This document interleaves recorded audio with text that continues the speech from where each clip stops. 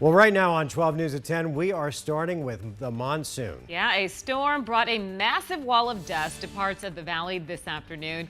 Take a look at this video. This is from earlier today. This is Sky 12 video over the Santan Valley. That was happening at about 6 o'clock this evening. Now, here's what it looked like driving in the Santan Valley area as that dust moved through. You can see the conditions worsening on the road there, people taking it slow, which is smart. We want to thank one of our weather watchers, Maria, for sending in this video. All right, high school football was happening all around the state tonight as well. But in this photo from the Poston Butte football team, you can barely even make out the field there because of all of that thick dust. And look at this video that Bill Brown sent us in from Chandler. You can see that wall of dust on the left side of your screen on the move. This was taken over a 10-minute period at about 6:15 tonight, right as we were coming on the air. Thanks for joining us, everyone, for 12 News at 10. I'm Mark Curtis. And I'm Kariba Devine. We have team coverage tonight bringing you the very latest on the monsoon. Team 12's Jonathan McCall is live in Chandler with reaction from people who were in the path of that massive dust storm. And meteorologist Lindsay Riley is here to bring you the very latest forecast as we head into the holiday weekend.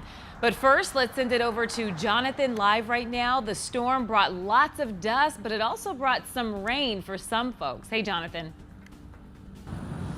Hey, Karibe, good evening. You know what, that storm, as you mentioned, packing a 1-2 punch, not only that dust, but also bringing behind it lots of rain, including here in Chandler where we are tonight. Things have definitely dried out, but talking with some folks earlier today who say when that dust storm rolled through, they were actually thought that their minds were playing tricks on them, thinking that it may have been later in the day than what it really was.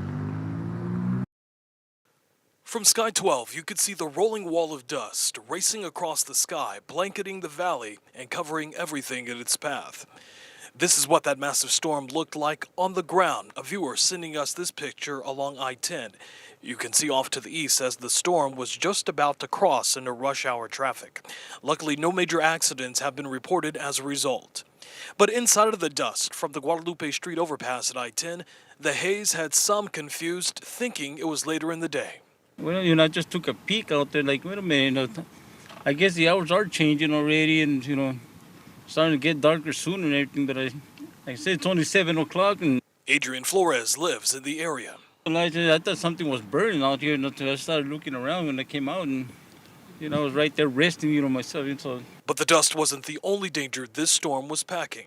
One person from Santan Valley tweeting this picture of the damage to his truck, saying he lost his truck lid and part of a back window from a microburst packing powerful winds.